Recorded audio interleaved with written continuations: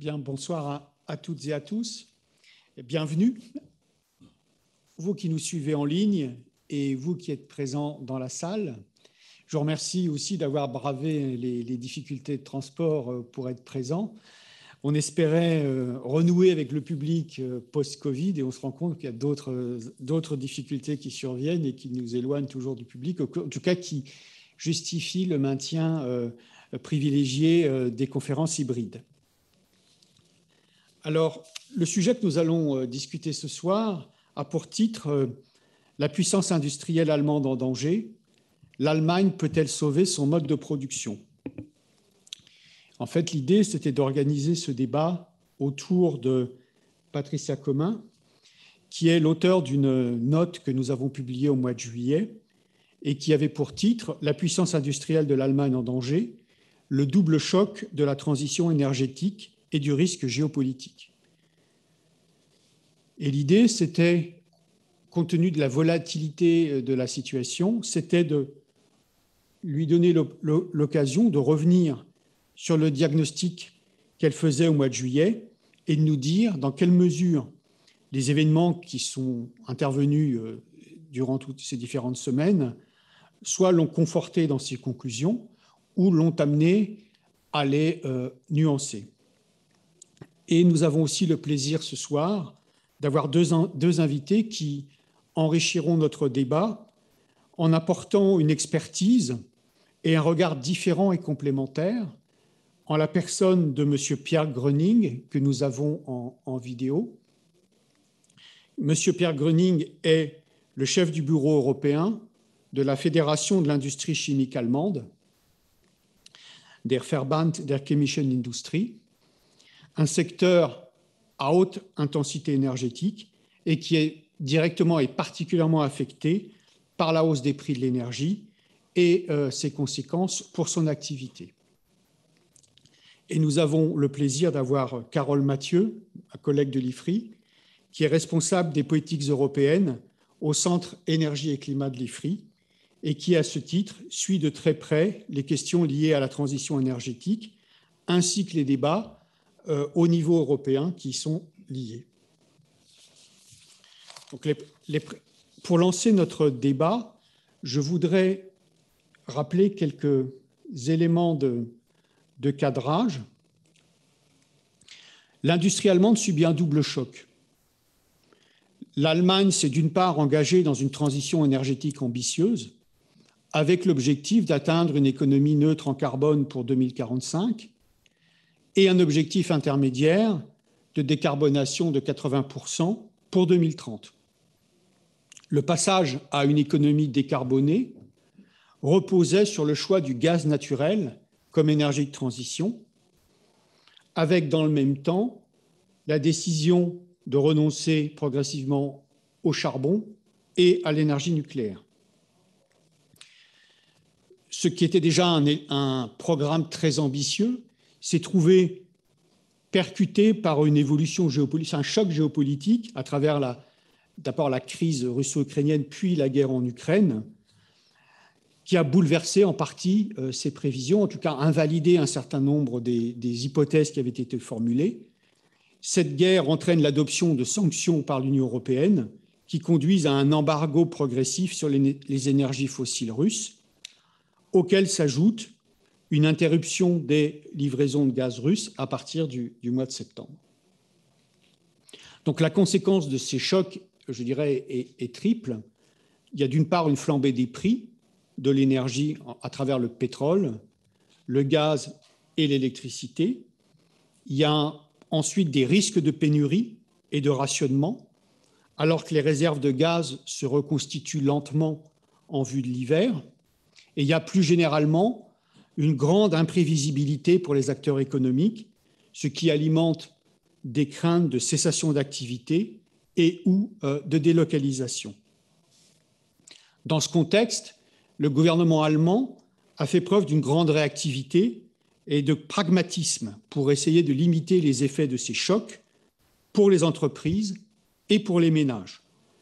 J'en citerai brièvement quelques-unes. Diversification des approvisionnements, le chancelier qui signe un contrat gazier avec les Émirats arabes unis, construction de terminaux de gaz naturel liquéfié, la remise en service de centrales au charbon et la prolongation de l'activité de au moins 2 centrales nucléaires, et ensuite des mesures de soutien en direction des ménages et des entreprises. Donc la question qui va nous occuper ce soir est la suivante. Les autorités allemandes sont-elles en train de reprendre le contrôle de la situation, et quelles mesures seraient encore nécessaires au plan national et au plan européen pour sécuriser les approvisionnements et limiter les conséquences? Et donc c'est pour cela très intéressant d'avoir cet échange croisé entre le représentant d'une fédération de l'industrie et différents experts. Donc peut-être pour aussi compléter cette vision d'ensemble, je vais commencer par me tourner vers Carole, puisque comme vous suivez la situation de manière un peu globale, comment, selon vous, se présente la situation aujourd'hui en termes d'approvisionnement énergétique? Est-ce que les scénarios noirs émis initialement de rationnement et de coupure d'électricité sont toujours possibles? Et est-ce qu'on est finalement en train de voir le gouvernement allemand reprendre un peu le contrôle de la situation? Et dans ce domaine, est-ce que finalement les objectifs de décarbonation avec les ambitieux que j'ai annoncés tout à l'heure sont affectés, voire remis en cause? Très bien. Bonjour à tous et merci Eric, merci au CERFA pour cette invitation à participer à ce débat. Alors personnellement, j'avais lu avec grand intérêt la note parue en juillet au moment de sa parution, et puis je l'ai relu il y a quelques jours pour essayer de faire cet exercice, comprendre ce qui avait pu évoluer dans le contexte énergétique et puis dans les réponses politiques. Et finalement, mon sentiment, c'était que ce que vous avez à l'époque décrit comme des menaces, c'était vraiment révélé être des dangers très réels, et qu'il y avait même eu des développements qu'on n'avait pas anticipés à l'époque et que vous ne pouviez pas anticiper, comme encore avant-hier, ces fuites et explosions sur les infrastructures Nord Stream 1 et 2. Alors pour alimenter nos réflexions du jour et puis aussi débattre, parce que évidemment je n'ai pas toutes les réponses à ces questions extrêmement fondamentales qui se posent à la fois au niveau national et au niveau européen, je vais structurer mon propos en 2 temps. D'abord, proposer un tour d'horizon des développements les plus récents concernant cette crise énergétique et les conséquences qu'elles peuvent avoir en Allemagne et en Europe. Et puis ensuite, évoquer les réponses qui sont formulées, sont en discussion au sein de la coalition. Et puis aussi peut-être commencer à pointer les zones grises, les zones de flou, ou en tout cas les sujets qui appelleraient à une prise de position plus ferme de la part du gouvernement allemand au plan national, mais aussi au plan européen, parce que les débats vont très vite. Il y a demain une réunion du Conseil des ministres de l'énergie, et les positions ne sont pas encore connues parce que les sujets sont extrêmement délicats, difficiles, et qu'il faut anticiper toutes les conséquences de possibles mesures qui sont proposées. Alors d'abord, comment la situation énergétique de l'Allemagne a évolué depuis juillet 2022. Sur le plan gazier, l'Allemagne est toujours au niveau 2 de son plan d'urgence, comme vous le mentionniez en juillet.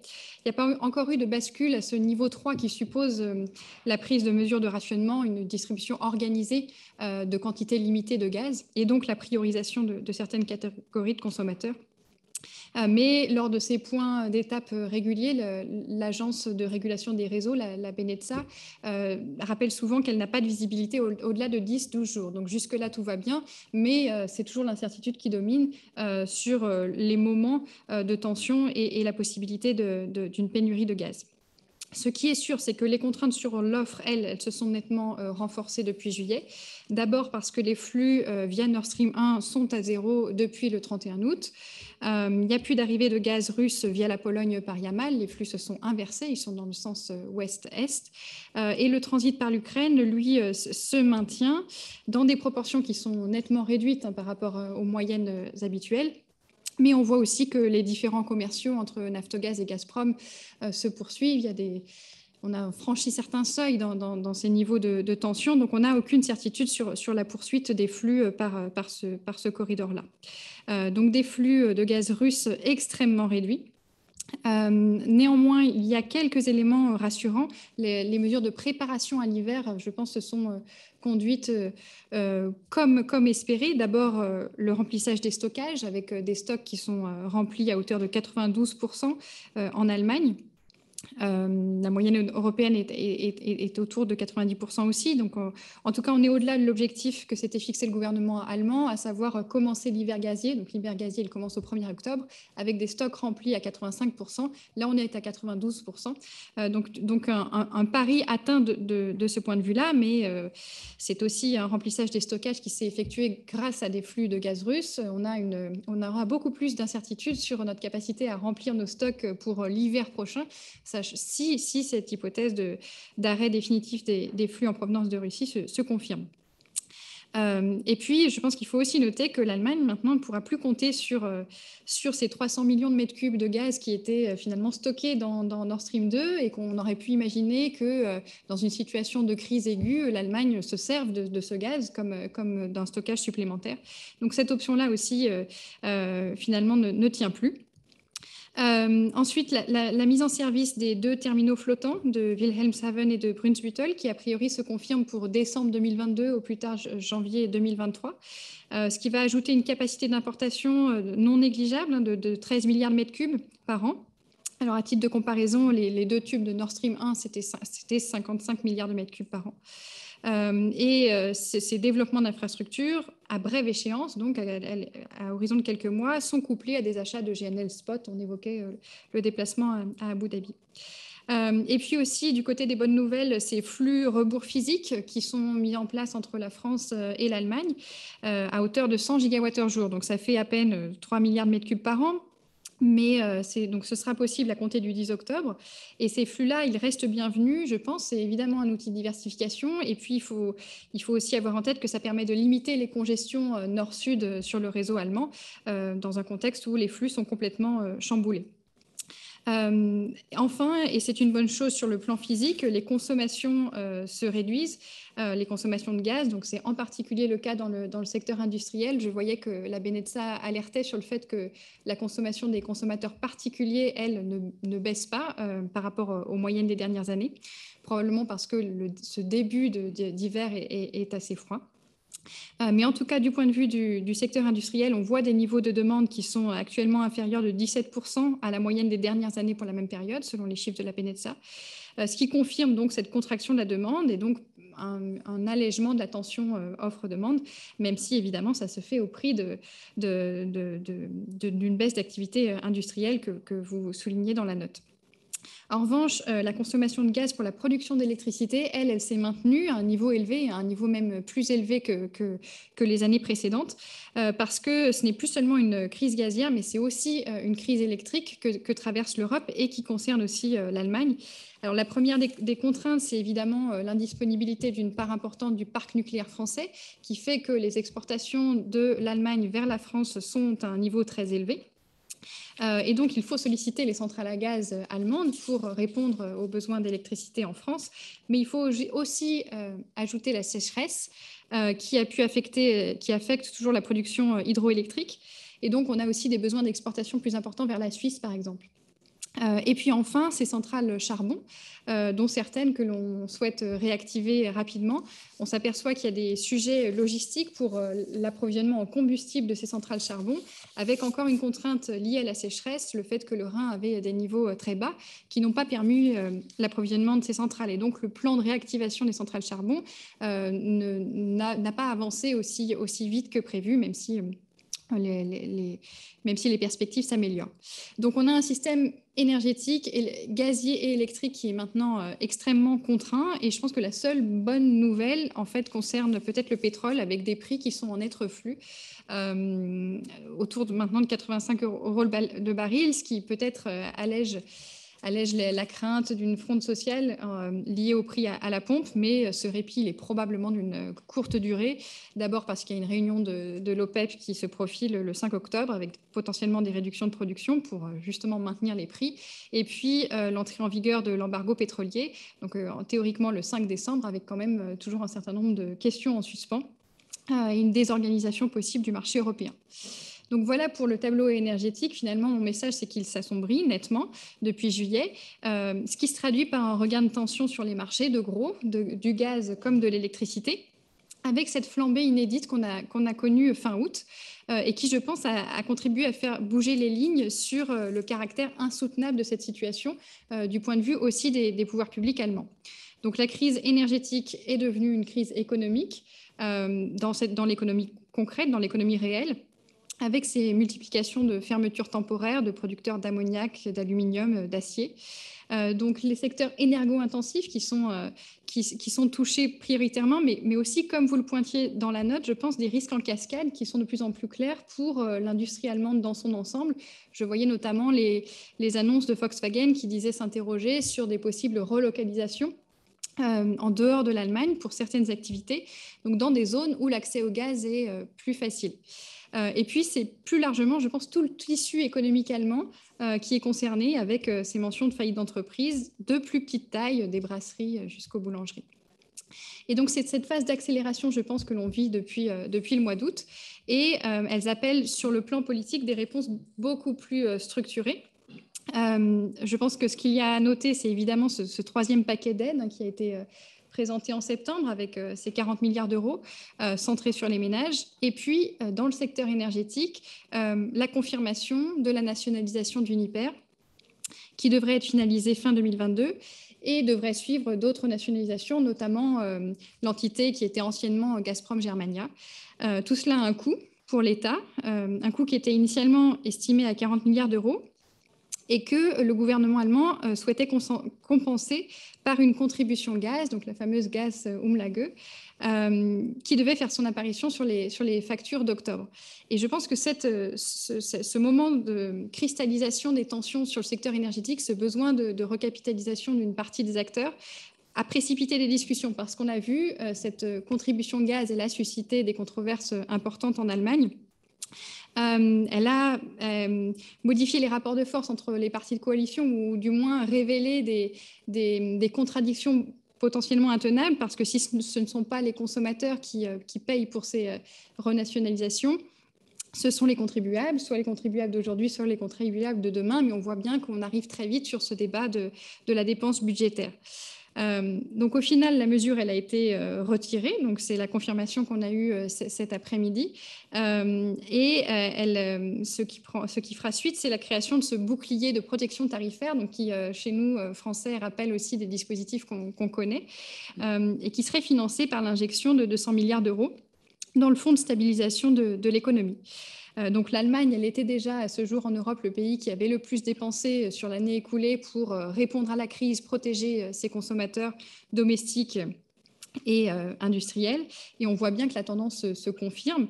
Et pourtant, je voyais que Lindner a bien rappelé dans la conférence de presse que le frein à la dette n'était pas remis en cause. Donc on voit des contradictions de plus en plus manifestes sur le plan politique et sur le plan de la stratégie budgétaire.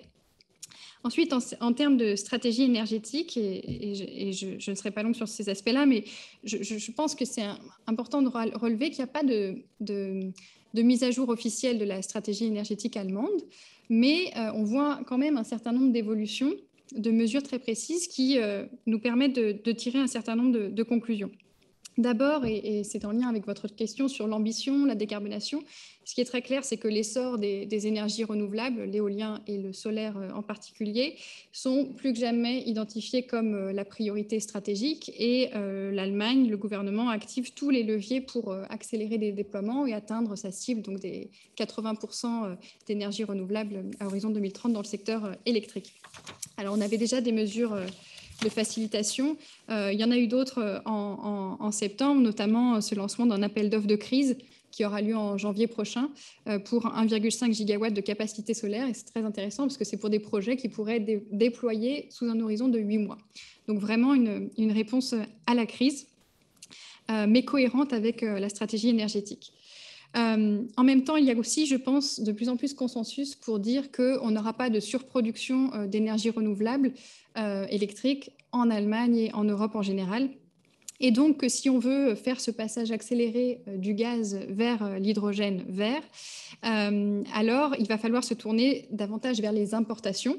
Et c'est cohérent avec tous ces efforts diplomatiques qu'on peut observer en ce moment de la part de l'Allemagne pour aller sécuriser, trouver des partenaires à l'international et mettre en place ces chaînes de valeur hydrogène avec un dynamisme que l'on ne retrouve pas partout en Europe et qui pose question. Donc une accélération très certaine sur l'hydrogène, massivement accompagnée sur le plan financier, et puis évidemment des efforts de diversification des approvisionnements gaziers. Donc on parlait des 2 terminaux flottants qui entreront en service en décembre, mais en tout, c'est 7 terminaux qui entreront en service à l'horizon 2023-2024. Donc une capacité d'importation qui va atteindre 25 milliards de mètres cubes par an de GNL en l'espace de quelques années.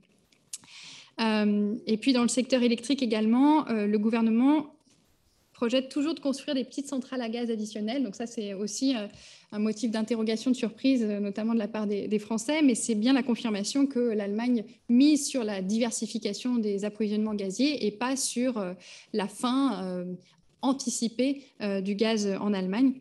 L'idée, ce n'est pas de consommer des quantités très importantes, mais d'arriver à faire face au pic de demande parce qu'on aura besoin de ces centrales à gaz pour accompagner l'essor des renouvelables. Maintenant, un dernier mot sur le niveau européen. On constate aussi un tournant, je pense, dans les positions allemandes, dans les débats de politique énergétique européenne. Et finalement, je pense, une convergence de vues avec la France qui se renforce. Le premier exemple, c'est bien sûr la volonté ou la disposition à discuter d'une réforme des marchés de l'électricité et potentiellement du gaz. Pendant longtemps, le gouvernement a vraiment défendu les mécanismes existants, mais avec une raison tout à fait valable qui était de dire qu'il ne fallait pas ajouter de l'instabilité dans le système parce qu'on avait quand même une sécurité physique des échanges aux frontières qui se passaient malgré tout et donc il ne fallait pas modifier le fonctionnement du marché et risquer de précipiter les blackouts.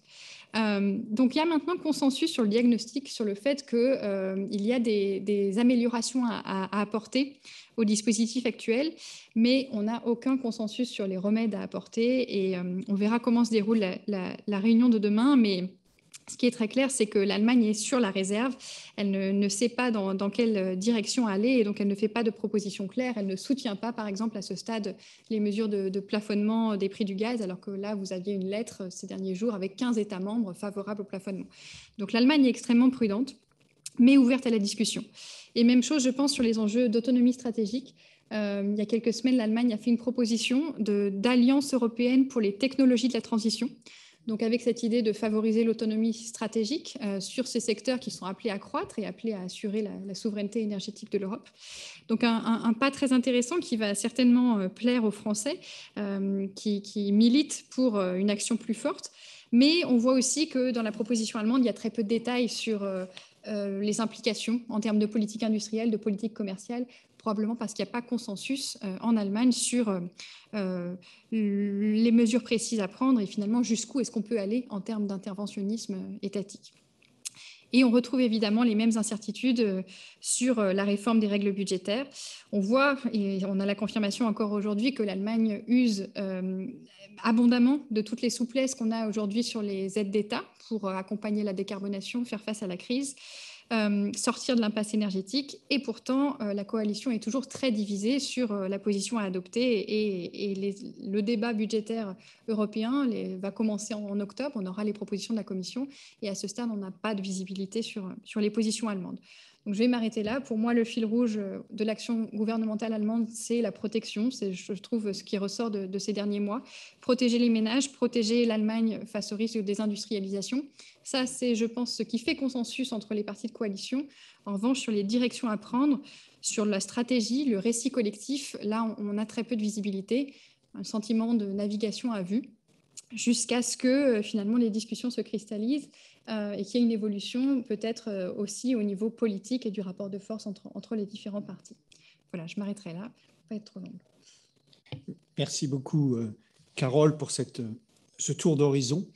Alors maintenant, on va compléter un peu notre notre tableau en considérant le point de vue d'une fédération particulièrement concernée par la hausse des prix de l'énergie, la Fédération des industries chimiques.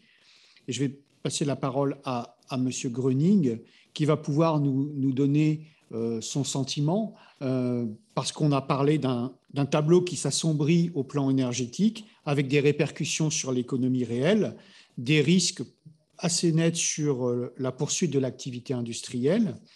Et donc, M. Gröning, de votre point de vue, les mesures qui ont été prises jusqu'à présent vous permettent-elles de vous assurer d'une poursuite de votre activité, ou considérez-vous que le compte n'y est pas et qu'il faut continuer à avancer sur un certain nombre de directions, et lesquelles selon vous? Merci, M. Gröning, vous avez la parole. Merci, M. Martin. Merci à l'IFRI, au CERFA de m'avoir invité. Je m'excuse, je ne suis pas apparu aujourd'hui, mais effectivement, je suis à Berlin notamment pour participer à des entretiens avec les autorités allemandes. On avait un forme de dialogue ce matin avec Klaus Müller, donc, qui est le chef de la Bundesnetzagentur, qui a déjà été mentionné. Donc, c'est l'enjeu qui demande toutes nos forces en tant qu'association. Donc, une association qui regroupe 1900 entreprises. Il y a des très gros, des multinationales. Un tiers du DAX allemand est représenté dans l'association, mais il y a aussi beaucoup de PME, ce qu'on appelle le Mittelstand. Donc, une grande capacité industrielle regroupée dans cette organisation, notamment aussi le secteur pharmaceutique, je devrais ajouter. Donc, pour répondre à votre question, peut-être en 3 temps. Premier message, je partage le constat fait par Carole Mathieu et aussi ce que j'ai pu lire dans l'article de Patricia Comin. Donc, un constat très, très dur, très violent, il faut presque dire. Donc, en effet, l'industrie chimique allemande, l'industrie allemande en général se trouve dans une situation extrêmement délicate. Il y a une grande incertitude, peut-être pour la première fois depuis la Deuxième Guerre mondiale, sur le futur, sur l'existence même de cette puissance industrielle. Donc, je représente, ça a été dit, un secteur très énergivore qui consomme environ 15% de la consommation totale du gaz en Allemagne. Donc, un chiffre considérable. 2 tiers environ de ces 15% sont à des fins d'utilisation thermique, et 1 tiers, il ne faut pas l'oublier, pour une utilisation de matières premières du gaz. Donc, tout simplement, s'il n'y a pas de gaz, et pas de gaz abordable, il n'y a pas d'industrie chimique. Jusqu'à récemment, donc, il y a eu une dépendance importante sur le gaz russe. Pourquoi cela? Tout simplement parce que le gaz russe, jusqu'à récemment, était le gaz le moins cher, donc plus abordable aussi d'un point de vue donc, financier, mais aussi géographique. Et aussi parce que le gaz a permis à décroître l'utilisation d'autres sources beaucoup plus polluantes, comme le charbon, le lignite. Donc, c'était une volonté politique, mais aussi industrielle, de miser sur le gaz. Mais en cela, on a fait l'erreur de créer une dépendance beaucoup trop prononcée, exagérée vis-à-vis de la Russie. Donc, quelle est maintenant la situation actuelle vu la réduction, voire l'arrêt total d'importation de gaz russe? C'est une situation extrêmement grave. On s'attend à des conséquences sévères pour au moins 2 ans, donc pour l'industrie chimique allemande, mais pour l'industrie en général. Donc, le prix a grimpé par un facteur 6 depuis 1 an. Et donc, comme je viens de dire, l'industrie qui consomme 15% du gaz de la facture totale se voit maintenant heurtée à une situation de prix extrêmement délicat. Il est vrai aussi qu'actuellement, il n'y a pas de pénurie. Il y a un accès à cette matière première, mais ce qui fait donc monter les prix, c'est la spéculation et une certaine attente que dans peut-être plusieurs semaines, plusieurs mois, les stocks de gaz seraient épuisés.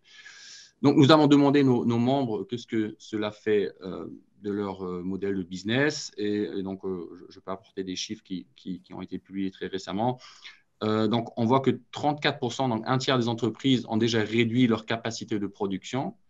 Il y a 13 des entreprises qui ont commencé à transférer de la capacité de production vers l'étranger. Donc, on voit un début de délocalisation. Évidemment, la grande question sera de savoir si c'est juste une délocalisation pour le moment ou est-ce que des capacités vont partir à moyen long terme pour toujours. Il y a une entreprise sur deux qui craint de ne pas survivre cette crise si les prix continuaient à monter. Donc, la moitié du secteur vraiment mis face à la question de la survie à moyen terme. Et on voit aussi que 60% des entreprises ont réduit leurs investissements pour l'année prochaine. Donc, logiquement, aussi des investissements qui concernent la préparation à la transition climatique. Donc, c'est une situation dramatique que je dois malheureusement dresser. Et là, je passe à un deuxième message, que cette situation dramatique affecte évidemment l'Allemagne en premier, mais évidemment aussi la France comme l'ensemble de l'Union européenne. Donc, je pense, logiquement, pas l'intention de ce soir, mais parfois des commentaires qu'on peut lire dans la presse française, un peu cette Schadenfreude peut-être de l'échec du modèle économique allemand. Oui, mais évidemment, l'impact se verra très, très rapidement aussi de l'autre côté du Rhin. J'ai consulté là les chiffres de France Chimie sur la production française dans l'industrie chimique et on voit que les premiers 6 mois ont vu une baisse de 3% de la production française par rapport aux 6 premiers mois de l'année passée. Mais évidemment, de la manière générale, je pense qu'il y a un effet de domino qui plane un peu sur nous tous. Donc, sans gaz, je dis pas d'industrie chimique, et sans industrie chimique, pas d'activité industrielle, et voire presque économique, parce que nous savons tous que les molécules de l'industrie chimique se trouvent dans tous les processus industriels. Juste peut-être pour donner un exemple, on a beaucoup parlé de la production d'ammoniac qui est fortement énergétique et énergivore. Donc, plusieurs sites en Allemagne ont déjà fermé par la hausse du prix, donc forcés à soit réduire, soit vraiment fermer les sites. Et donc, l'ammoniac qui sert à beaucoup de fins, mais notamment donc, à la production d'engrais. Et on voit déjà aujourd'hui, maintenant, sur les marchés, s'annoncer une pénurie d'engrais. Donc, une baisse de rendement agricole, donc une hausse des prix des denrées alimentaires et donc un pouvoir d'achat pour les ménages réduit. Donc, il y a plein d'exemples pareils. Donc, pour dire il y a véritablement ce risque de cascade donc, sur l'industrie allemande, mais aussi après sur l'ensemble de l'industrie européenne et donc aussi française. Donc, troisième message que je souhaiterais apporter, il y a tout de même des solutions. Et je pense que la première solution est tout simplement d'être pragmatique et de laisser par côté ce qu'on peut appeler les obstacles idéologiques. Donc, une première mesure serait logiquement de mobiliser toutes les capacités énergétiques disponibles ou potentiellement disponibles dans l'Allemagne. Je parle évidemment notamment des centrales nucléaires qui restent en Allemagne et sur lesquelles il y a une discussion un peu houleuse sur la continuation ou pas. Pour l'instant, le gouvernement ne s'est pas suffisamment prononcé sur cela, selon nous. Donc, on est maintenant en train de pousser à avoir plus de clarté sur donc, le maintien de 3 centrales nucléaires sur les territoires qui sont censés être coupées à la fin de cette année. Mais logiquement, il faut aussi remettre en activité des centrales à charbon. Cela prend beaucoup trop de temps. Il faut maintenant faire ce qu'on appelle un fuel switch, donc passer du gaz à un chauffement de certains processus chimiques basés sur le pétrole. Donc, il y a tout de même pas mal de solutions, mais on se heurte toujours à une blocade parfois des administrations ou des mentalités, idéologies politiques. Il faut aussi instaurer une deuxième mesure, donc des plafonnements de prix. Et Mme Mathieu vient de le mentionner. Donc, il y a eu une décision aujourd'hui par le gouvernement allemand que nous saluons évidemment, donc de créer ce plafonnement des prix sur le gaz comme l'électricité. Il faut le dire, c'est quand même une mesure extrêmement interventionniste de l'État. Donc, on voit aussi qu'il y a un changement, presque un revirement aussi d'une tradition politique allemande, donc premièrement sur l'austérité, mais aussi sur la force de l'État à intervenir sur les marchés. Parce qu'il y a dysfonctionnement actuel. Et donc, une industrie comme la mienne, qui rarement appelait l'État, fait maintenant massivement appel à l'État. Et donc, un budget de 200 milliards d'euros a maintenant été apprêté à ce bouclier. donc évidemment des conséquences sur le long terme, mais nécessaires actuellement selon nous pour éviter qu'il y ait cet effondrement de toute la substance industrielle allemande qu'on ne pourra pas par la suite facilement redémarrer. Et finalement, il faut aussi économiser beaucoup plus d'énergie. Donc aujourd'hui, on a une situation que les industries s'engagent énormément à baisser donc, leur utilisation énergétique. Cela se heurte quand même à des limites, tout simplement, parce que déjà dans le passé, on était, vu donc le coût de l'énergie dans la production, à maximiser l'efficacité des installations. Donc, nous pensons que c'est surtout aux ménages aujourd'hui de baisser, de ne pas augmenter leur consommation. L'hiver s'annonce et la consommation privative donc des ménages représente quand même 40% de la consommation totale. Donc là, il y a quand même des énormes économies à faire. Et donc, je pense que cela nécessite encore une campagne peut-être plus prononcée par le gouvernement allemand, de dire tout simplement aux gens, mettez pas en marche votre chauffage ou baissez-le au moins à un niveau que cela n'amène pas un gaspillage d'énergie quand d'autres, nécessairement l'industrie, en a besoin. Peut-être un dernier point tout de même encore ici, sur les solutions. Nous avons assez peu parlé pour l'instant des mesures européennes et je pense moins aux mesures d'urgence qui se sont actuellement, mais plus aux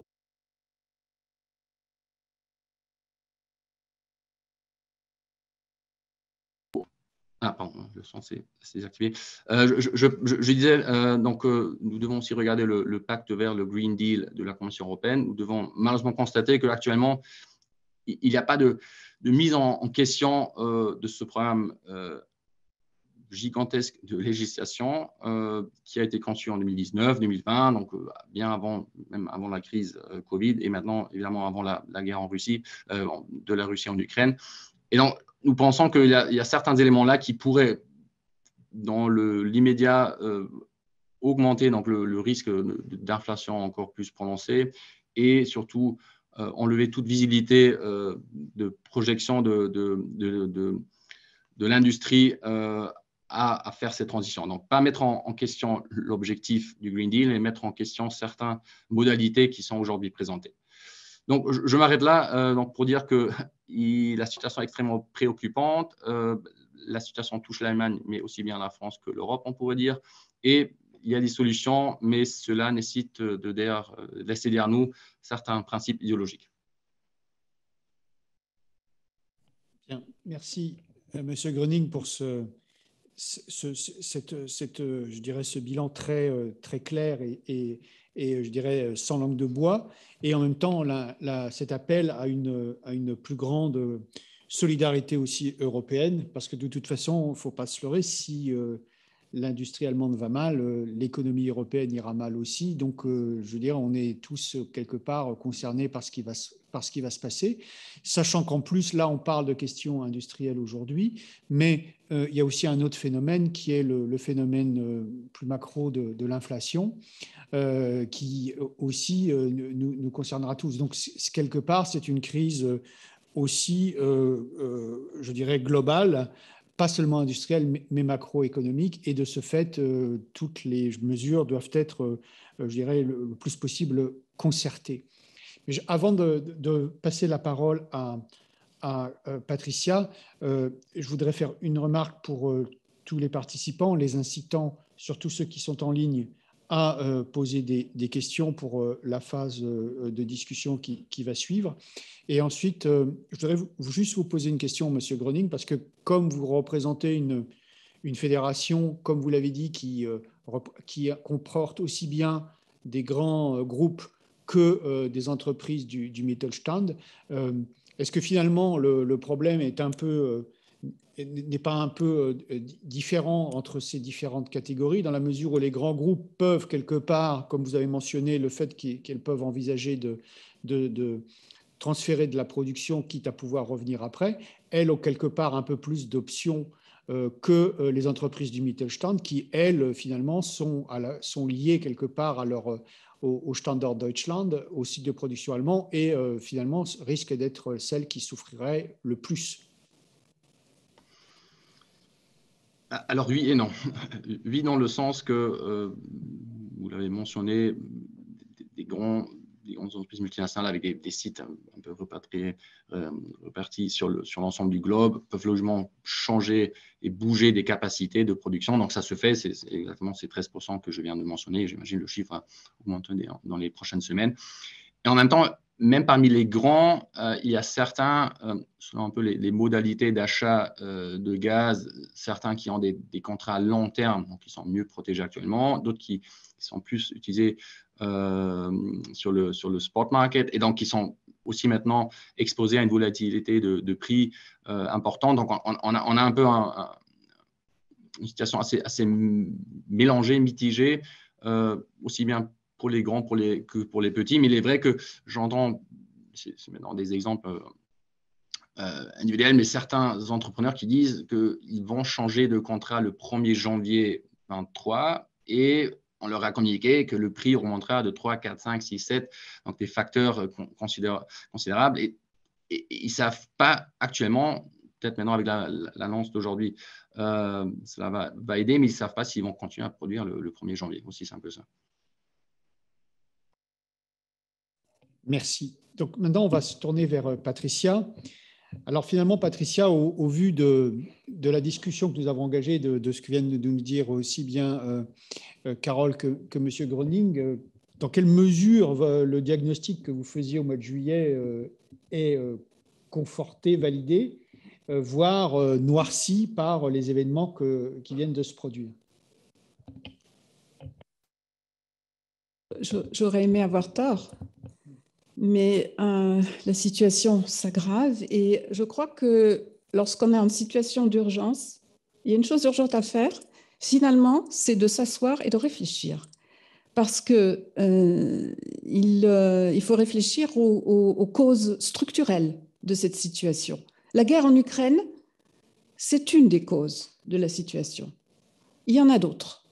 Et je vais essayer de les rappeler devant vous, parce que c'est en se remémorant les causes structurelles qu'on va peut-être parvenir à prendre des décisions nouvelles et qu'on va peut-être essayer de changer de paradigme un petit peu. Je rappelle des choses que vous connaissez peut-être, mais que la présence encore importante de l'industrie allemande sur le sol allemand, qui constitue plus de 24% du PIB de l'Allemagne, reposait jusqu'à présent sur 3 piliers. Une main-d'œuvre abondante et qualifiée. Ce pilier est en danger. Également, une relation étroite avec la recherche. Ça perdure. Et puis l'accès assuré à une infrastructure, à une énergie pérenne et peu chère. Et c'est ce pilier qui est en train de faiblir et qui est remis en cause. Nous avons vu avec Carole Mathieu et M. Groening que les risques de pénurie sont certes sérieux, mais ne sont pas les plus graves. Les plus graves sont liés au risque d'explosion des prix du gaz et de l'électricité. Pourquoi et depuis quand? Je rappelle que nous avons en Allemagne une industrie manufacturière qui consomme 46% de la consommation énergétique, dont la moitié, environ 23%, va à l'industrie dite énergivore. La métallurgie, la chimie, la pharmacie, le papier, le verre, mais aussi les semi-conducteurs, par exemple. Toute cette industrie de haute technologie suppose l'accès pérenne à un haut niveau d'intensité énergétique. Or, le virage pris avec les seules énergies renouvelables est insuffisant, intermittent et onéreux. Insuffisant. Si aujourd'hui, 52% de la production d'électricité domestique est d'origine renouvelable, rapportée aux besoins de la consommation finale, cette énergie renouvelable en Allemagne ne constitue qu'à peine 17% des besoins en énergie. Je rappelle qu'il faut de l'énergie pour produire de la chaleur, pour tous les procédés de fusion, de gazéification, de liquéfaction, par exemple, la production de silicium à base de quartz, puis les plaques qui sont plongées dans des bains à 1500 degrés et qui servent de production à quoi? ou de main de production à quoi? La fabrication des semi-conducteurs. Et pourquoi a-t-on besoin des semi-conducteurs aujourd'hui? Justement pour assurer la transition énergétique.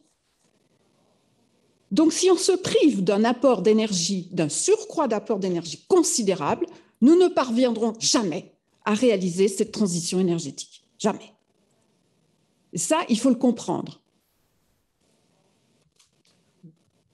Il faut savoir que 78% de la consommation d'énergie primaire en Allemagne est constituée de pétrole, de gaz, de charbon et de lignite. Ce sont les chiffres de 2021. Donc 42% de gaz importé de Russie, de Norvège, mais aussi 41% de pétrole importé de Russie, Norvège et 9% de son charbon. Le système est onéreux. Pourquoi? Pourquoi a-t-on un système de fixation des prix au jour le jour, au quart d'heure même, à Amsterdam, dans cette fameuse bourse dont personne ne sait vraiment comment elle fonctionne? Parce qu'on a voulu mettre ensemble tous les types d'énergie auxquels nous avons accès. Et donc, on a ce qu'on appelle un ordre au mérite où les traders font appel déjà aux énergies les moins onéreuses pour aller vers les plus onéreuses. Mais comme on a besoin du gaz, de toute façon, pour compléter les énergies intermittentes qui sont largement insuffisantes, évidemment, c'est ce dernier prix du gaz qui fait monter tous les autres. Donc, c'est un système très compliqué qui a été mis en place pour intégrer dans un marché européen l'accès aux énergies renouvelables et aux énergies fossiles. Pour vous donner pour produire, il faut quand même rappeler des chiffres, pour produire 10 mégawatts de courant, vous avez, ou disons pour 10 mégawatts de courant produit à base de renouvelables, vous avez besoin de 8 mégawatts de backup, produit par une énergie qui sera soit produite par les centrales à gaz, soit par le nucléaire.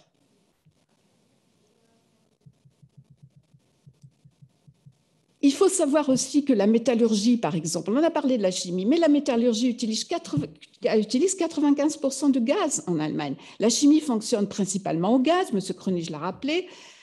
La production d'ammoniac est interrompue et M. Krönig a rappelé les conséquences en cascade que ça avait signifié sur l'explosion du prix des engrais et donc des denrées alimentaires.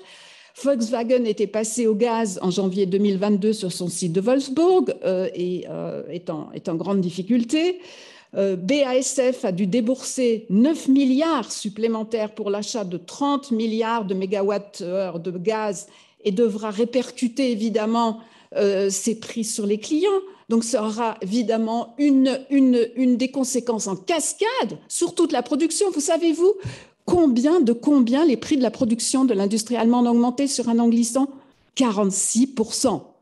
Alors, quand on nous parle d'une inflation à 5 ou 6%, je doute, ou même à 10. 46% des prix de la production sur un an glissant. La situation est dramatique.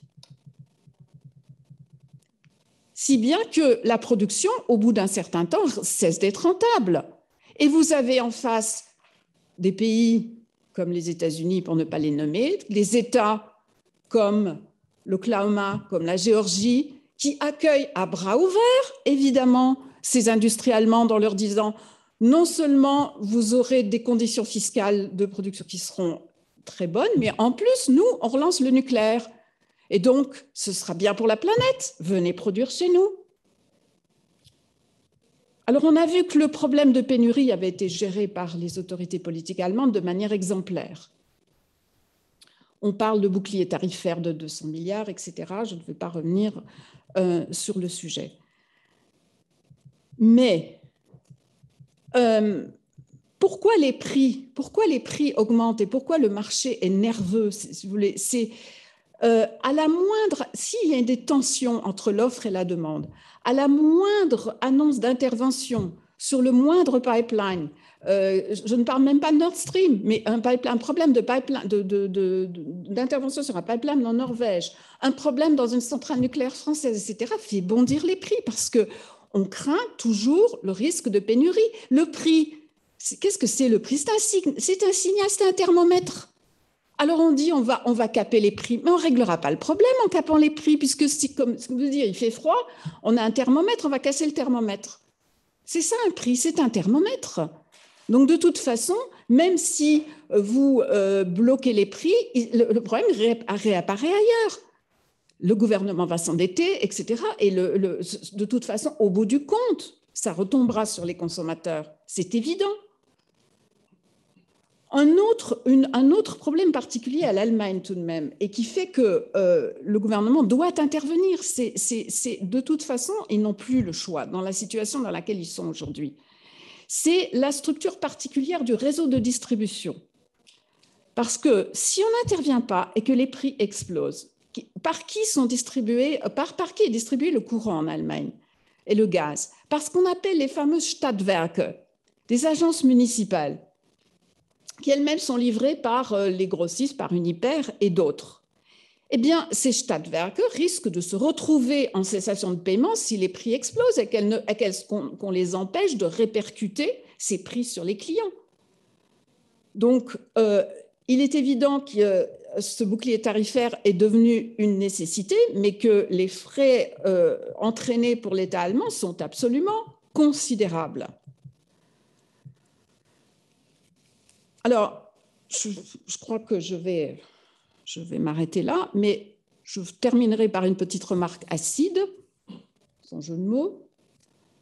C'est que si on regarde les émissions de CO2 sur l'année 2019, par habitant, on est à 0,587 tonnes par habitant pour l'Europe et en Allemagne à 7,91 tonnes.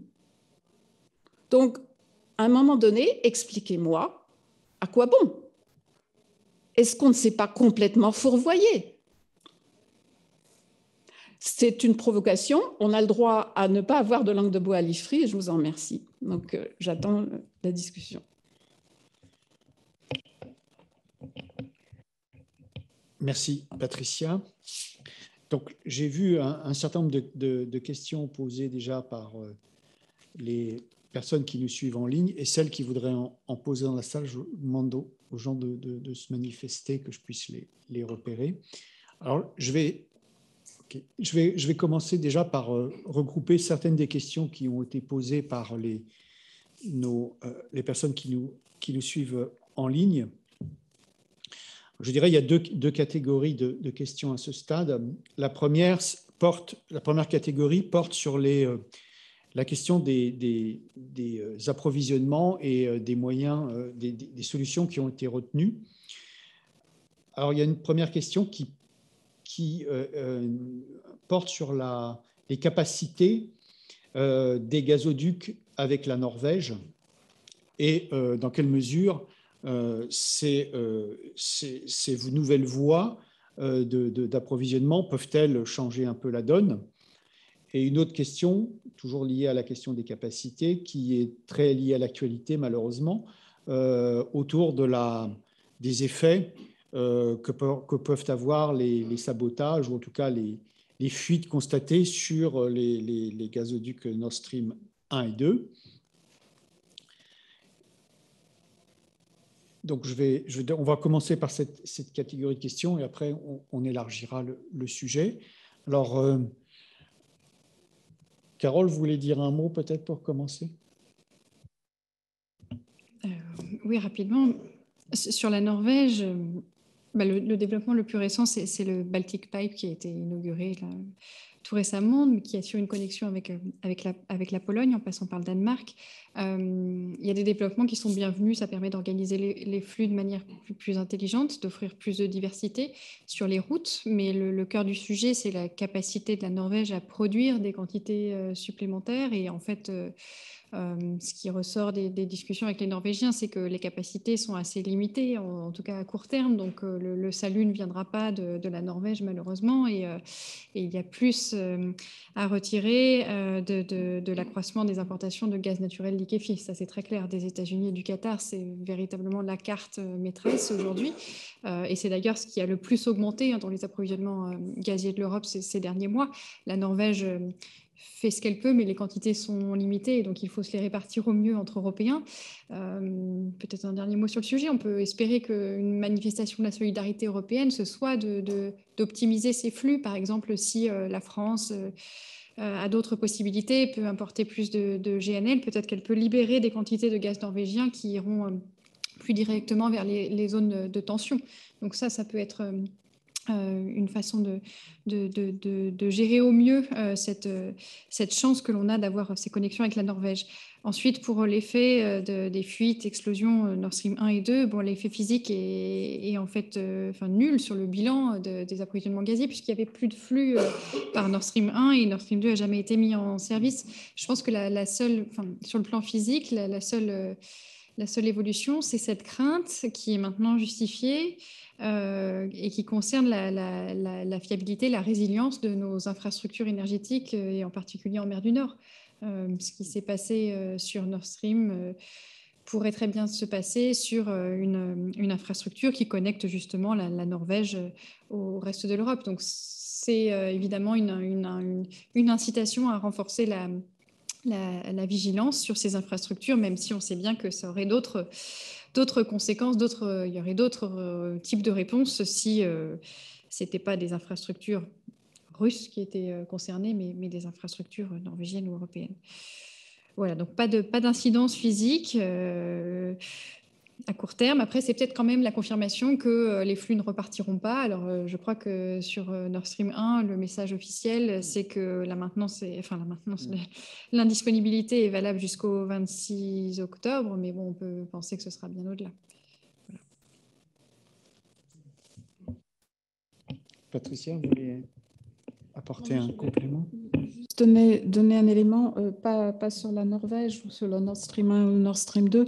Il y a une solution d'économie qui est évoquée par le Parti libéral au pouvoir, en particulier par M. Lindner, qui est de cesser au plus vite de fabriquer de l'électricité à partir du gaz pour libérer le gaz.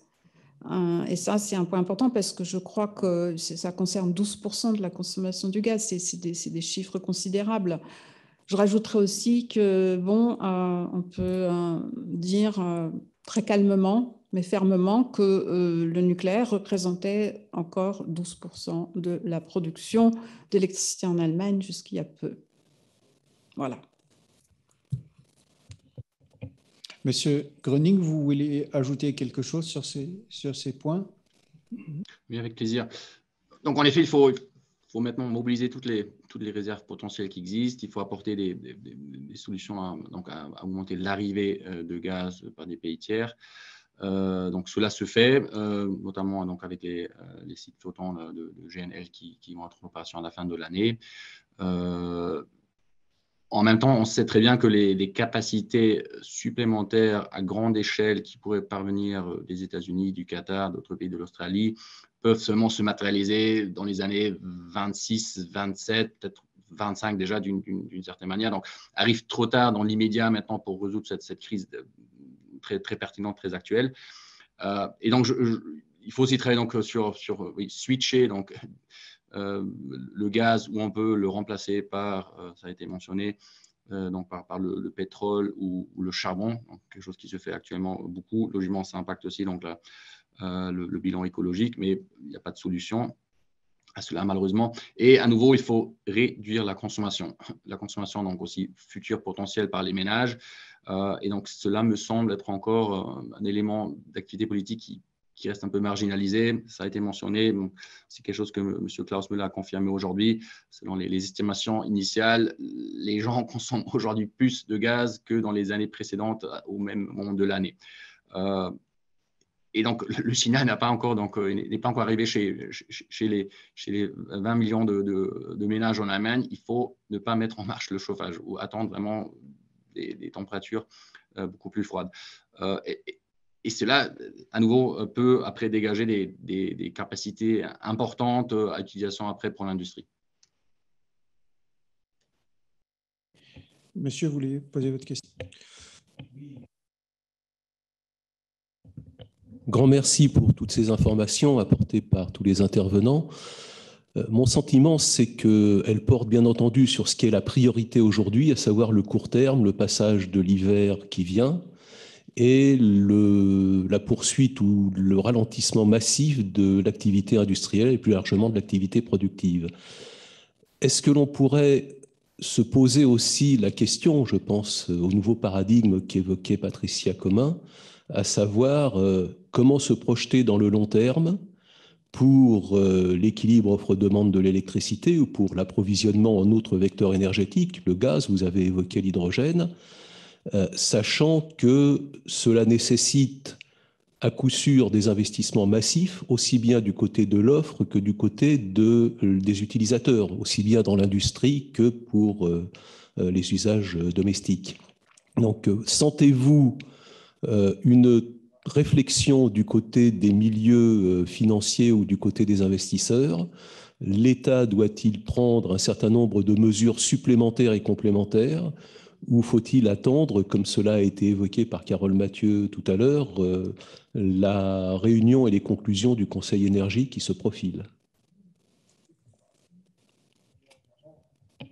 Merci. Alors effectivement, vous avez raison de poser la question de l'échelonnement dans le temps des mesures et de regarder les différents horizons. Et d'ailleurs, c'était un point qui avait été soulevé dans la note de Patricia, où on voyait bien qu'il y avait différents types de mesures qui pouvaient arriver de manière simpliste entre le court, le moyen et le long terme, et qu'il fallait essayer de les considérer avec ces horizons. Or, le problème, c'est comme l'a expliqué M. Gröning, c'est qu'aujourd'hui, les entreprises doivent déjà se poser la question de savoir si elles vont pouvoir maintenir leur activité et si elles vont rester en Allemagne. Donc, il y a déjà, je dirais, un sujet immédiat, mais effectivement, l'avenir du Standard Deutschland, du site de production allemand, et plus largement la question du mix énergétique en Europe, plus largement, est liée à cette capacité à se projeter sur des horizons de temps plus longs. Alors, on va prendre votre question. Avant de passer la parole à mes collègues pour vous répondre, je vais ajouter une autre question qui tourne un peu autour du même sujet, qui est posé par l'un de nos auditeurs, qui est le tabou autour du nucléaire en complément du mix énergétique stockable. Étant entendu, et là on est clairement sur la question du moyen long terme, étant entendu que si on basculait vers des modes de propulsion électrique hydrogène, il y aura des besoins électriques importants pour pouvoir pratiquer la production de ces énergies par électrolyse. Donc, il y a aussi quelque part des choix, au-delà des choix de solutions énergétiques, il y a des choix de technologie. Et donc, il y a la question de savoir jusqu'où on est prêt à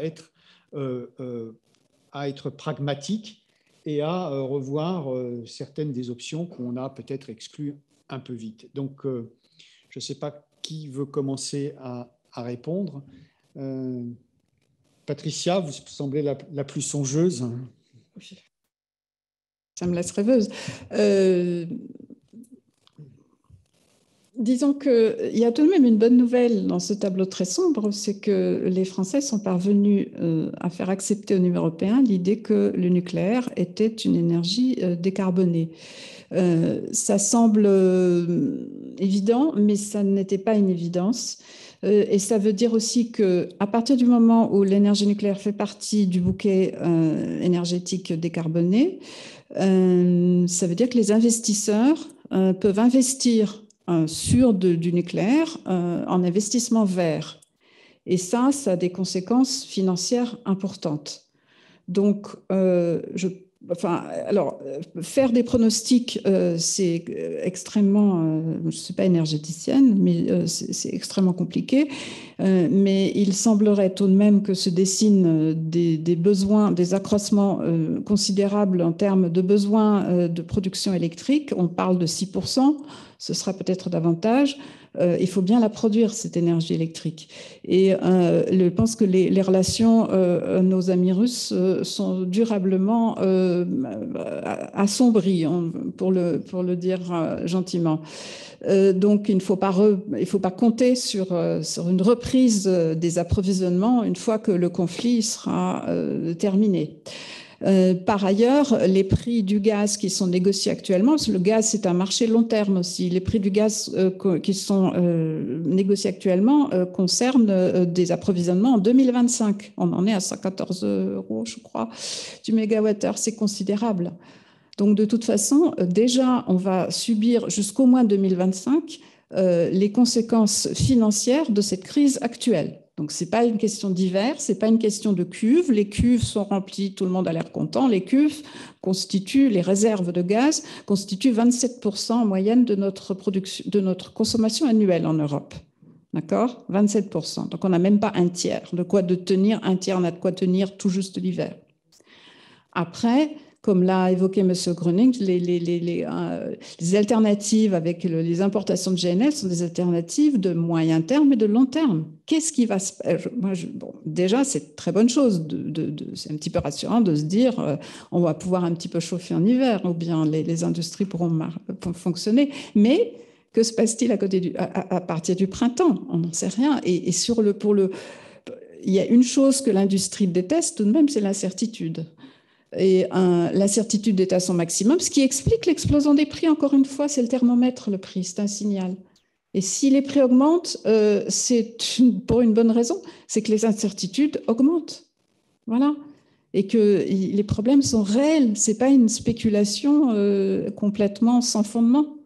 Spéculation, ça veut dire prévision de l'avenir, prévision des quantités dont on aura besoin dans l'avenir, d'accord ? Ce n'est pas les méchants marchés financiers qui sont à l'origine du problème de prix. Ce sont nos erreurs. Donc, oui, disons que le recours au nucléaire, c'est une urgence. J'espère que nos amis allemands pourront prolonger au-delà de mars 2023 les 2 centrales nucléaires qu'ils ont consenti à vouloir prolonger, mais j'en doute parce que c'est vrai que le Parti vert en Allemagne, c'est un parti qui s'est constitué sous son opposition au nucléaire. C'est dans son ADN. Et donc, on est plus virulent sur l'opposition au nucléaire que sur le problème du CO2. On est dans l'irrationalité la plus totale. Donc, espérons que nos amis industriels auront leur mot à dire sur le sujet, parce que la situation est tout de même gravissime et le risque de délocalisation est réel. Les chiffres donnés très calmement par M. Gröning sont dramatiques, en fait. Puisque après, vous aurez non seulement l'industrie concernée, pour vous donner une idée, s'il y a 6 millions d'emplois qui sont concernés, alors ça, en chiffres, en France, on aime toujours bien les nombres d'emplois, mais c'est tout le tissu industriel qui se délitera si on reste dans cette situation. Tout, d'accord ? Et ce n'est pas uniquement l'Allemagne qui va être concernée, c'est nous aussi. Bien sûr, l'Allemagne est le premier investisseur en France. Donc, c'est un appauvrissement considérable auquel nous devrons faire face. Considérable. J'espère que nos amis écologistes l'entendront. Monsieur Gröning, est-ce que ça vous inspire ces questions, notamment la capacité à se projeter dans le temps et à pouvoir introduire de nouvelles solutions au-delà, je dirais, de l'horizon immédiat que vous nous avez très bien décrit, pour pouvoir sécuriser l'activité industrielle à moyen et à long terme? Oui, en effet, peut-être on espère que la question à long terme, donc de savoir comment arriver à gérer cette transition énergétique climatique, qu'elle restera d'actualité encore dans quelques mois, dans quelques années, qu'il y aura encore ce tissu industriel qui pourra faire ce changement. Sinon, on pourrait dire un peu de manière sarcastique, on serait arrivé au but de baisser considérablement les émissions CO2, mais cela après dans le futur sens industrie et donc sens aussi richesse que l'industrie apporte à l'Allemagne et à l'Europe. Donc aujourd'hui, on a ce tableau extrêmement délicat au court terme.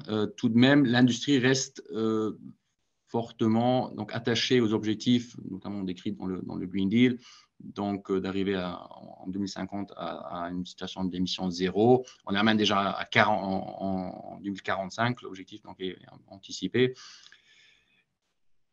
Nous savions déjà avant la crise que cela nécessite une forte augmentation des capacités d'électrification de l'ensemble de la société. Nous, en 2019, mon association avait fait une étude assez remarquable qui était arrivée à la conclusion qu'il fallait 11 fois plus d'électricité pour combler le besoin d'énergie dans le futur. Électricité verte en Allemagne, donc verte aussi en excluant le nucléaire, au moins à l'époque, la perspective. Donc 11 fois plus, donc ça veut dire qu'il faut arriver aussi à créer des capacités de production éolienne principalement. Donc il faut les construire, sachant qu'une éolienne, en moyenne, j'ai appris ça aujourd'hui, une éolienne de grand format représente la moitié du fer utilisé pour la tour Eiffel.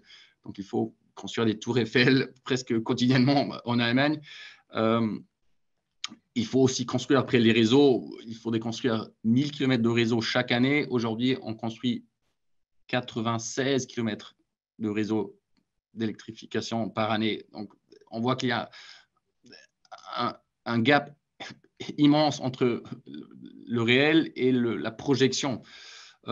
Maintenant, la situation actuelle ajoute évidemment toute la complexité.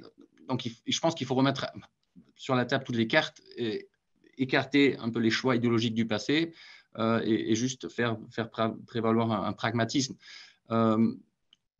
Et peut-être cette crise peut aider à faire cela. Donc, on voit des changements colossaux chez les Verts qui, aujourd'hui, remettre en marche des centrales électrifiées à charbon, aux limites. Donc, quelque chose qu'il y a encore 6 mois, 1 an, était impensable. Qui commence à bouger sur le nucléaire. Donc, une discussion qui bouleverse, qui peut-être peut revirer, à voir. Mais je pense qu'il y a une dynamique dans le sens positif qui se prend actuellement. Et peut-être c'est un des points forts de cette crise, d'arriver vraiment à remettre un peu les choses sur une voie réelle.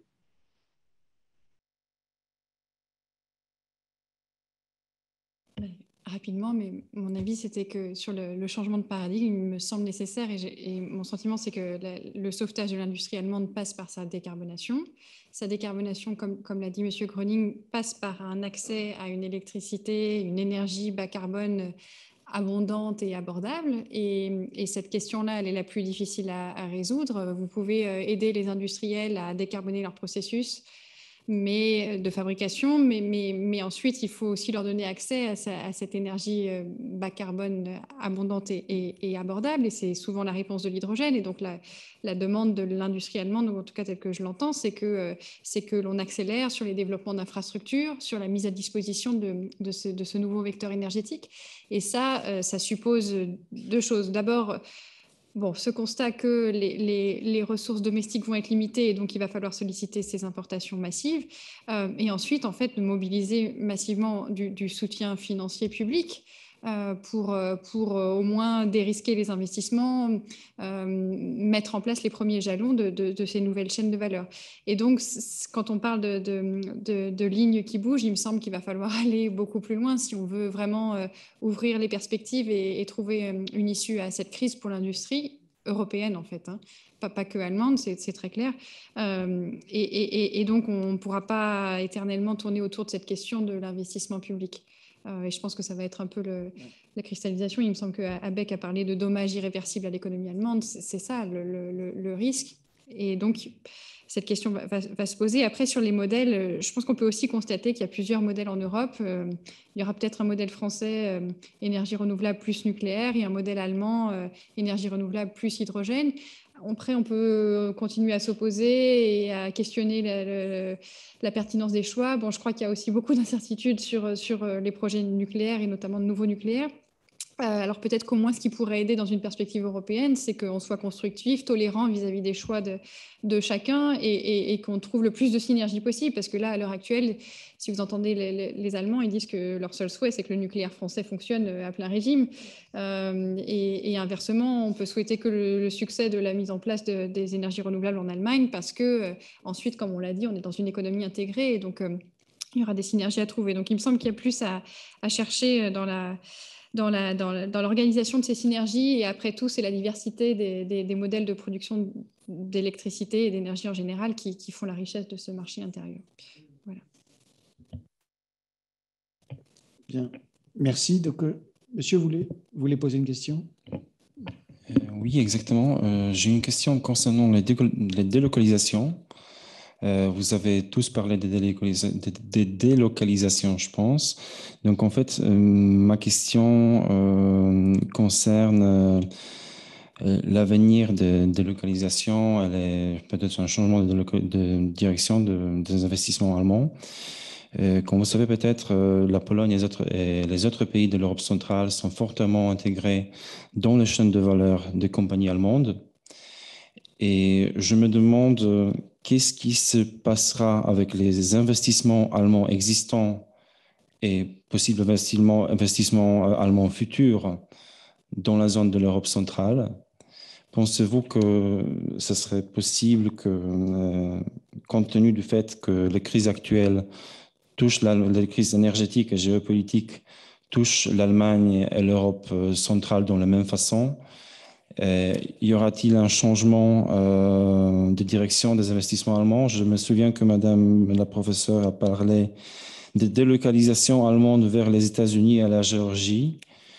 Que se passera-t-il avec les investissements allemands en Europe centrale? Est-ce qu'on peut avoir des désinvestissements dans la zone? Qu'en pensez-vous? Merci. Pardon, aussi, quelle direction pour les investissements allemands en avenir dans le cadre des délocalisations? Écoutez, là on risque de rentrer sur un autre débat, mais parce que l'industrie allemande, c'est plus large que les questions énergétiques. On avait publié une étude au CERFA sur l'industrie automobile il y a quelque temps, qui pointait déjà, avant même la question des problèmes énergétiques, la question effectivement de l'imbrication des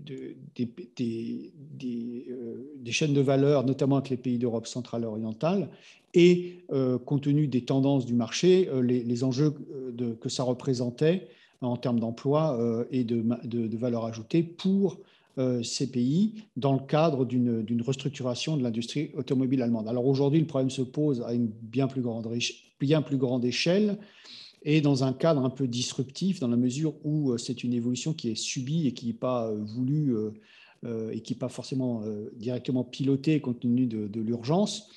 Alors je pense qu'on peut peut-être demander à M. Gröning ce qu'il peut dire pour la fédération qu'il représente, sans préjuger des autres orientations, des autres secteurs de l'industrie allemande.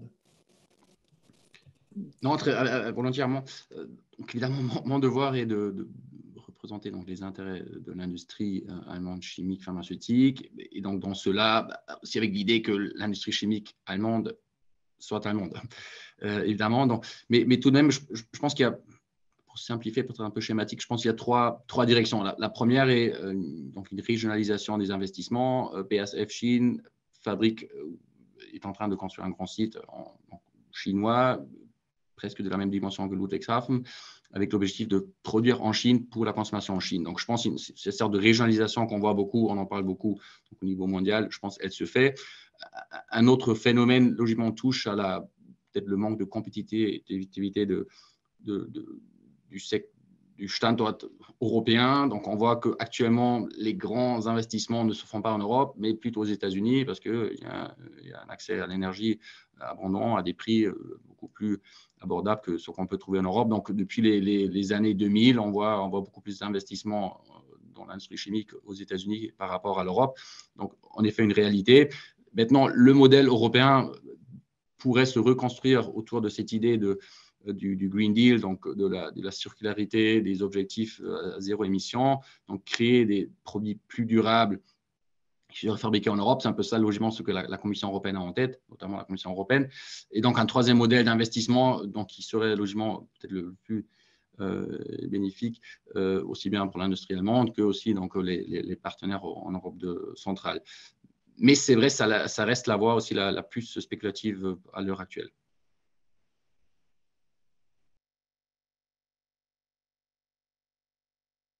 Je n'ai pas d'informations sur les développements les plus récents. Monsieur Greniche est certainement meilleur acteur sur le sujet.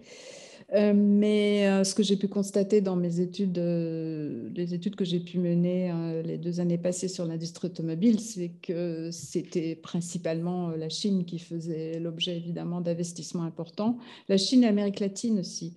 J'en veux pour exemple que Porsche construit son dernier modèle qui va fonctionner à l'hydrogène au Chili. Et puis, les Allemands se rapprochent des pays producteurs aussi de lithium, donc pas uniquement la Chine, mais évidemment aussi des pays d'Amérique latine, pour avoir accès à ces ressources. Donc, je crois qu'il faut garder en tête qu'aujourd'hui, une industrie se délocalise là, non pas où elle aura une main-d'œuvre meilleur marché, mais où elle aura non seulement des sources d'énergie pérennes, mais en plus des matières premières, puisqu'on importait aussi, n'oublions pas, de la Russie, du nickel, c'était essentiel. Enfin, donc, toutes ces matières sont essentielles. Monsieur Greniche a rappelé que pour construire une éolienne, il fallait la moitié du fer qu'on a pour chaque éolienne, la moitié du fer qu'il nous a fallu pour construire la Tour Eiffel. C'est considérable. Donc, et pour construire ces batteries au lithium, il faut aussi des matières premières qu'on se refuse d'exploiter en Europe jusqu'à présent, parce qu'il se trouve qu'on a le plus grand gisement d'Europe, de lithium en Europe, dans le bassin Lorrain, Alsace, et qui déborde sur l'Allemagne, et qui a une forte opposition des écologistes à l'exploitation du gisement lithium en Alsace. Donc, il faudrait être logique à un moment donné. On veut des voitures électriques, on veut des batteries, mais bon, on ne veut pas se salir les mains. Et on délocalise en quelque sorte notre pollution, parce que pendant que nous avons baissé depuis l'an 2000 notre production de CO2 d'à peu près 16%, la Chine l'a augmenté de 200% et l'Inde de 118%. Donc, je pense que le bilan global n'est pas forcément très positif. J'ajouterais juste un point sur la question de la délocalisation pour faire le lien avec aussi ce qui a déjà été évoqué sur la transition énergétique. Effectivement, le défi est bien au-delà de la simple question de la délocalisation au sens traditionnel, c'est-à-dire rechercher des conditions d'activité plus favorables, meilleur marché, etc. Le fait est qu'aujourd'hui, et là ça rejoint le propos que nous avons eu avec monsieur sur le moyen-long terme, c'est qu'il faut reconstruire des chaînes de valeur complètes autour de nouvelles sources d'approvisionnement, que ce soit des métaux, des sources d'énergie.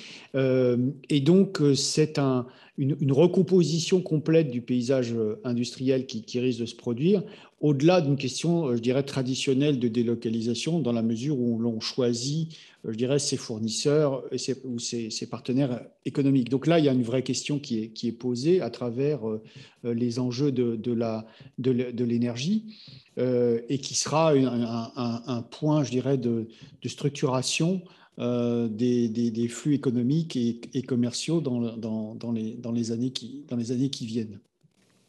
Et je vais juste faire le lien. Je ferai le lien avec une des questions qui est posée par l'un de nos participants en ligne, c'est la question, et qui fait un peu le point sur ce qu'on est en train de dire, à savoir si la voie de l'hydrogène n'est pas un pari risqué en termes économiques, géopolitiques et techniques, puisque avec finalement, est-ce que la géopolitique de l'hydrogène n'était pas plus risquée que celle du gaz russe? Donc ça rejoint un peu ce que j'évoquais.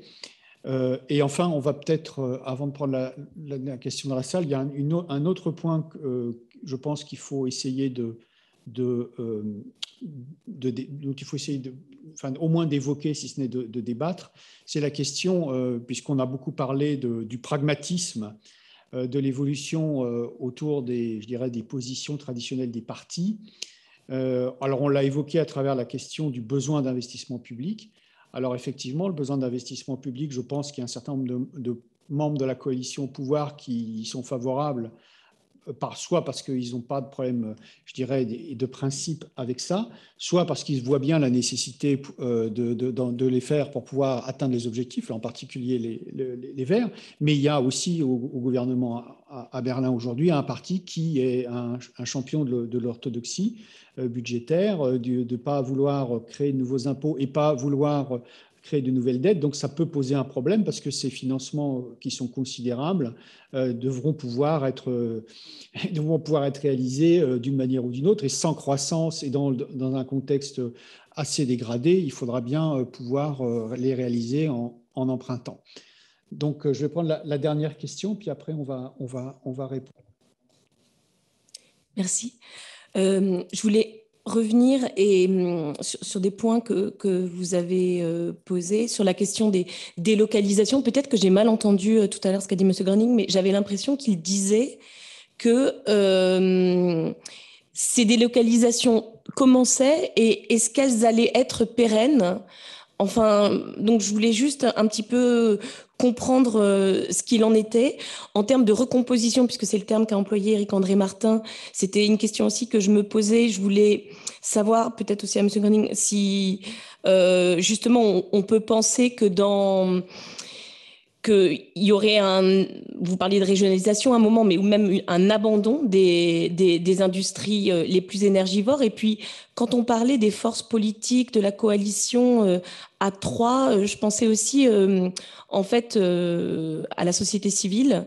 Je voulais aussi savoir comment est vécu comment ce changement de paradigme, parce qu'on emploie le mot et puis on se dit qu'il y a beaucoup de choses qui sont des décisions qui sont prises dans le court terme, mais ce changement de paradigme, à quel moyen terme, c'était la question de monsieur aussi, mais je reviens là-dessus parce que elle doit être prise. Et est-ce que ce nouveau paradigme, comme Carole Mathieu l'a dit avant de partir, est-ce que ça serait ce modèle énergie renouvelable et hydrogène? Et du coup, à quel moment il marcherait en fait? À quelle échéance?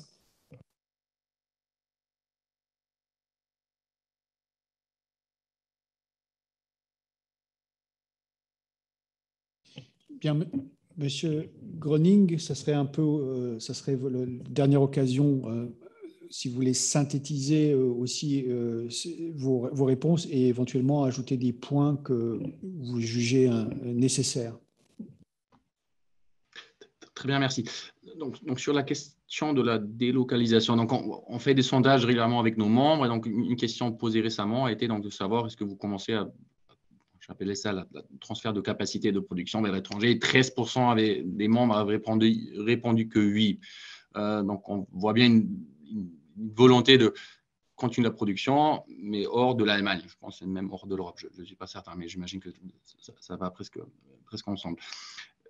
Et donc la question se pose aussi, donc 13% aujourd'hui donc de volonté donc de transfert des capacités de production vers l'étranger, est-ce que ça va revenir ou pas? Sachant que l'énergie, les prix d'énergie, même s'il y avait une résolution du conflit demain, ne reviendraient pas probablement à une situation pré-crise. Donc là, un véritable enjeu. Et pour cela, la nécessité d'avoir une intervention puissante de l'État, donc de baisser les prix énergétiques. Donc, à voir, il y a réellement un véritable enjeu ici. Sur l'hydrogène, souvent présenté un peu comme cette technologie ou cette façon de faire un peu du salut. Logiquement, pour une économie d'hydrogène, il faut beaucoup d'électricité, que nous n'avons pas en Europe actuellement. Donc, cela doit se faire à l'étranger principalement. On peut penser à l'Afrique du Nord, à l'Australie, le Chili a été mentionné, d'autres pays. Là, nous, la question, à nouveau liée à la question de la localisation de production se pose. en créant donc une infrastructure d'hydrogène donc à base d'énergie renouvelable qui se fait au Maroc. La question se pose, pourquoi après transférer donc ce hydrogène avec beaucoup d'électricité nécessaire vers des sites industriels en Europe, en Allemagne, souvent encore à l'intérieur du pays, donc il faut créer tout un réseau, ou le faire sur place directement. Et on n'a pas la réponse actuellement à ça, donc on sait qu'on va être dépendant à nouveau d'importation d'énergie, ce ne sera plus ce qu'on connaît aujourd'hui, mais de nouvelles formes, mais avec donc un risque, comme on crée des nouvelles installations, des nouvelles infrastructures, que aussi la capacité industrielle part. Donc une question qu'on pose nous-mêmes, et pour l'instant, on n'a pas une solution satisfaisante à cela. Bien, merci.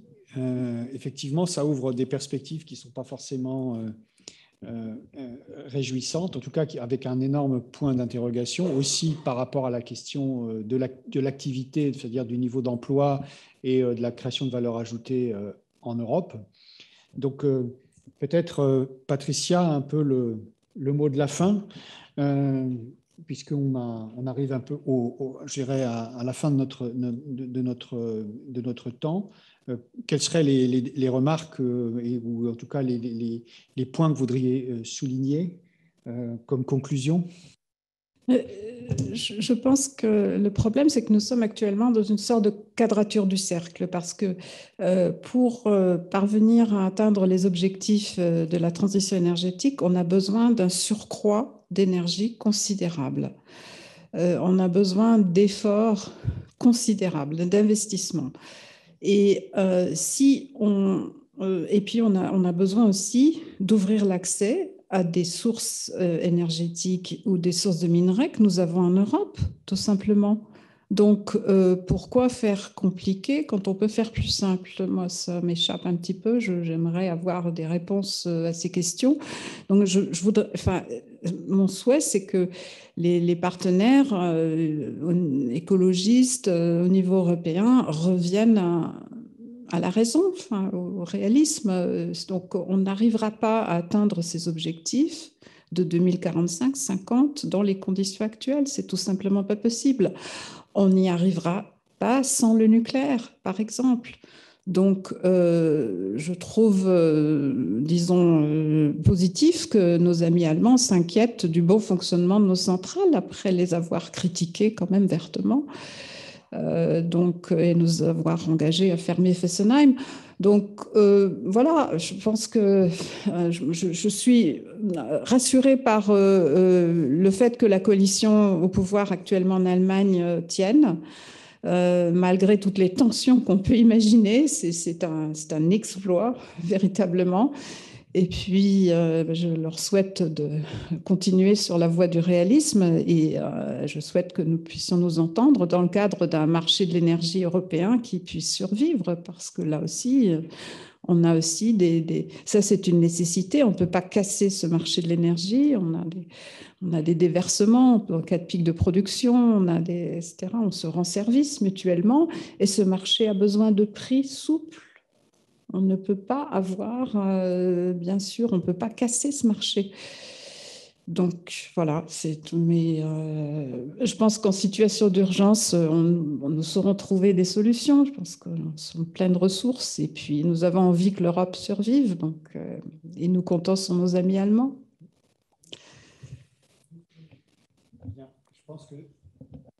Je pense aussi que nos amis allemands comptent sur nous. Donc, je pense que parce qu'on a un destin qui est lié dans cette affaire et que ce qui se joue, ce sont aussi les emplois de demain et la capacité de l'Europe à rester une puissance économique majeure. Donc, on va s'arrêter là. Il y aura encore beaucoup de choses à dire. Je remercie infiniment Monsieur Gröning pour la qualité de sa participation, le côté très ouvert de son propos. Je remercie bien entendu Patricia, avec laquelle nous avons, je dirais, une relation régulière, et Carole, qui a dû nous quitter un peu plus tôt, mais qui reste bien sûr engagée dans nos discussions. Je voudrais juste faire une dernière information avant de terminer. Nous allons continuer ce débat relatif, en gros, à l'Allemagne, l'Europe, dans le contexte actuel, le 17 octobre, avec une conférence que nous organisons sur la question de l'inflation, avec un échange entre économistes allemands, français et représentants de la Banque centrale européenne, parce que là aussi, c'est une des conséquences induites par les phénomènes que nous avons décrits. L'augmentation des coûts de production va se transmettre dans le circuit économique et va entraîner des phénomènes inflationnistes qui entraîneront à leur tour d'autres conséquences. Et donc, la boucle est bouclée puisque, comme on parle d'investissement, il y a une vraie question qui se pose dans un contexte inflationniste et dans un contexte de resserrage des taux d'intérêt. Donc, pour ceux que ça intéresse, vous pourrez vous inscrire quand l'annonce paraîtra prochainement. Donc, je vous remercie pour votre intérêt, votre attention. Et j'espère aussi, dernière remarque, que la prochaine fois, nous pourrons accueillir plus de public en ayant des conditions de transport, je dirais, plus normales. Merci encore à vous et à très bientôt. Au revoir.